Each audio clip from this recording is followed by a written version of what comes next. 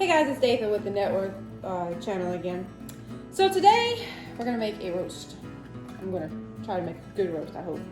I have, it's a Boston butt roast. It's pretty big roast.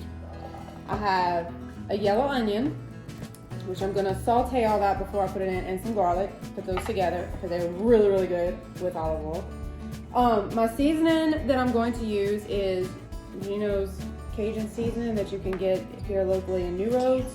Some garlic salt, some garlic powder. This new stuff, I'm not sure I'm gonna like it, but it's pink Himalayan salt. We're gonna try it and see. And this is Zydeco Chop Chop, which is all your onions and some other good stuff in it. And a good bit of potatoes. I got russet and butter yellow potatoes. They go into the roast while it's cooking. I might put carrots. I'm not decided yet on what I'm gonna do with that, but I may put some carrots in it. So the first thing that I'm going to do is I'm gonna go ahead and get our roast seasoned up so it'll get its sweetness on. Take it out the pack, put it in the pot. I'm gonna put this Geno seasoning on it, a fair amount because it's really good seasoning. It goes good with everything. Season him up all over. Get all the bottom of it done, and watch because it is strong. It will make you sneeze. And if you sneeze, sneeze on the other side because it's strong, really strong. All right, so that's my Geno seasoning. I'm going to put some garlic salt on it. I like garlic salt. Garlic salt's some good stuff, y'all. Good stuff. Put a fair amount of that on there because you gotta think it's gotta go through this whole roast. Not just the top of it, it's gotta go through and through. Then you got your garlic powder. Put a fair amount of that, rub it in. Get all its goodies going, rub it in. Then put this stuff, which I'm only gonna put a little bit because I know Himalayan cats are mean, so the salt may be mean too. So we're gonna be careful with that. Then we got the chop stuff, which is basically just green onions, white onions, and a little bit of other stuff they put in there. And this is just pretty much the looks for me. I'm gonna put a good onion in there after I saute it. So then I'm gonna cut some slithers in it. And I don't have much garlic, but I'm gonna put a little bit of garlic in it because I wanna get some of the garlic into the roast itself. So I'm gonna cut some slithers in it. Maybe about 3 of them. I don't want it too garlicky. And I'm just gonna do the top part of it because that's all you need. But you put a little bit of garlic on a spoon. Hold on. I got your spoon. On a spoon, and you shove it in your slither that you just cut. Shove them in there because the garlic is the key. Makes it taste good. Then you shove some more garlic in there. Make sure it's in there. Shove the garlic in, the little slithers, or cuts, whatever you want to call it. And for extra oomph, I pour the juice on it. Yes, I do that, pour the juice. Okay, now I'm gonna save the rest of that garlic for the sauteed onions. But the basic needs to this is pretty much done. I tell you what I'm gonna do, just because I like to add. I'm also gonna pour Worcestershire sauce,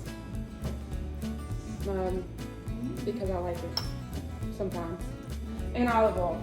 You don't want it to stick to your pan, so you want to kind of put olive oil at the bottom of your pan. I use EVOO, extra virgin olive oil. Some people just use whatever, but I like olive oil. I think it's really tasty, it's healthy.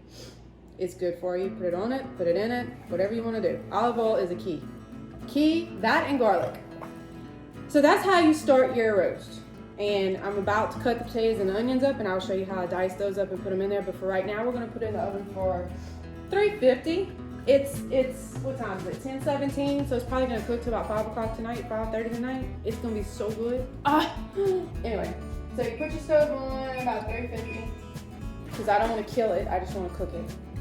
Anything higher for that long wouldn't be too good. So once you stick it in there, let him do his thing. I'm gonna get all the onions and the potatoes chopped up, and I'm gonna put foil over it when it starts cooking really good so it don't splash in my in my oven and get my oven nasty.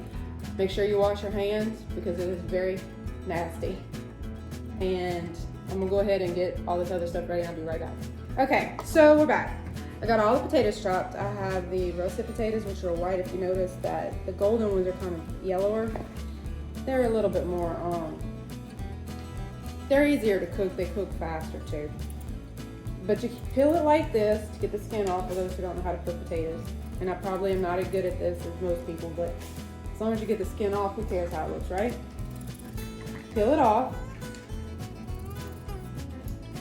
And once you get it off, you are going to chop it little pieces like that, and you want to wash it off. Never eat potatoes without washing them off first. Alright, so potatoes are done. Put them on the side. We ain't worried about them right now. Done deal. Now we're working on the onions. These are the ones that are going to saute because I want to get a good flavor on them. So you want to kind of cook them till they're caramelized. But you cut them like so. Flip it over. Do the same with the other side. Watch fingers. Fingers are important. You start losing fingers, you're not going to be good at cutting anymore. So you want to cut straight down the middle.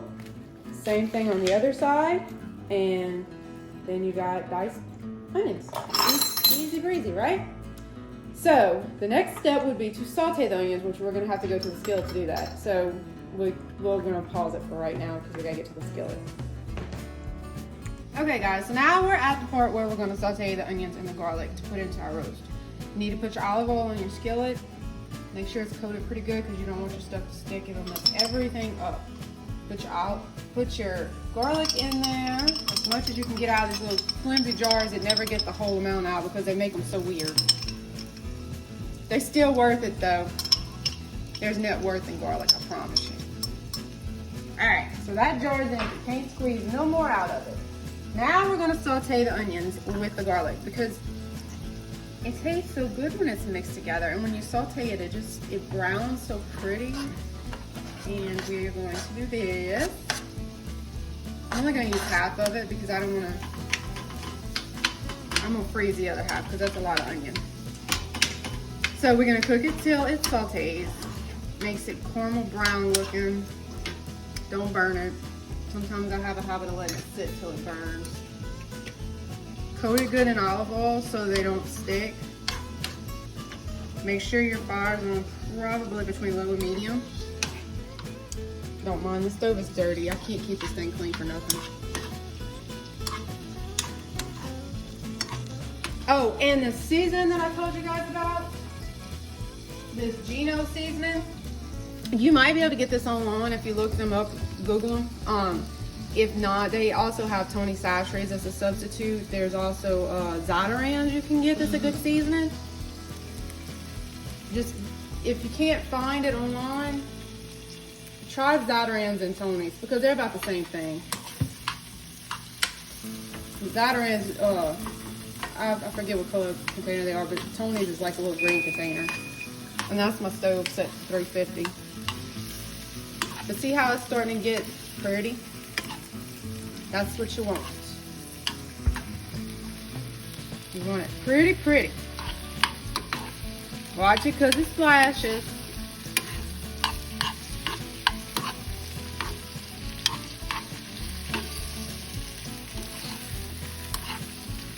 And these are gonna go on top of the roast once it's done. I'm probably gonna add some water to it in a minute so you can put your potatoes in there, because if you put your potatoes in there with no water, it's gonna dry.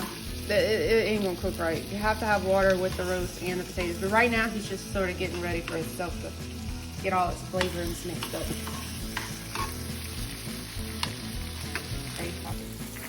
All right, so now we're gonna add some water to the roast.